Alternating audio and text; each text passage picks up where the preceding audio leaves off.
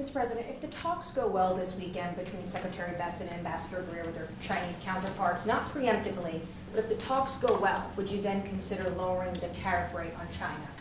Well, it could be. I mean, we're going to see. Right now, you can't get any higher. It's at 145, so we know it's coming down. I think we're going to have a very good relationship. You know, I always got along very well with President Xi. That relationship was greatly disturbed by COVID when COVID came in. But we get along very well now. I mean, the relationship was hurt with a lot of people, a lot of countries when COVID came in. But I think we're going to have a very good relationship. I expect to have a very good relationship with China, Scott. I think it's a very friendly meeting. They look forward to doing it in an elegant way.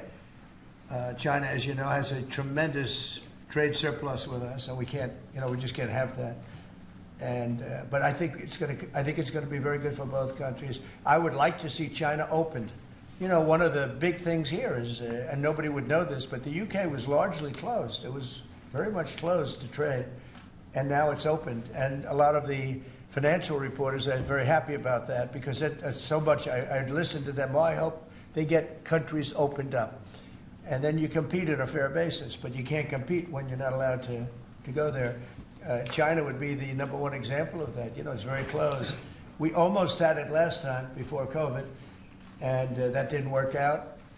But we made a great deal with China. They had to buy $50 billion worth of our food products, and it was a great deal, doing very well for our farmers. And then when Biden came in, as usual, nothing happened. You know, he didn't enforce it, and it got less, and ultimately, you know, destroyed a great deal. That was a great deal.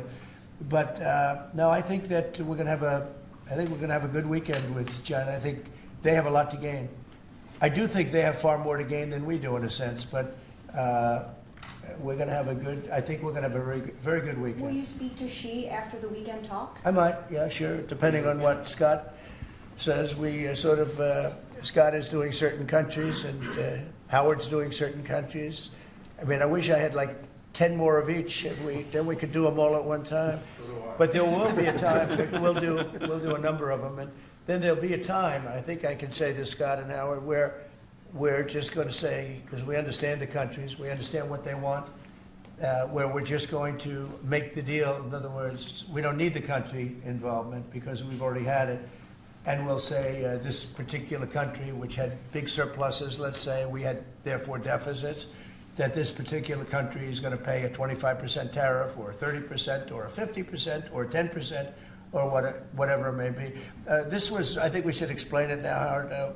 One of the things we did here that we'll rarely do is on cars, we took it from 25 to 10 on Rolls-Royce because Rolls-Royce is not going to be built here. I wouldn't even ask them to do that. You know, it's a very special car, and it's a very limited number too. It's not, you know, one of the monster car companies that makes millions of cars. They make a very small number of cars that are super luxury, and that includes Bentley and Jaguar. So we have some very special cars. So in order to help that industry, and that's really, you know, handmade stuff, and they've been doing it for a long time in the same location. And I said, yeah, that would be good. Let's help them out with that one. But that's different than a car company that comes out and makes millions of cars, which they'll be doing in our country. They're going to build, we have many factories, car plants being built or going to be built very soon. I think we can say that we'll be close to $10 trillion of investment.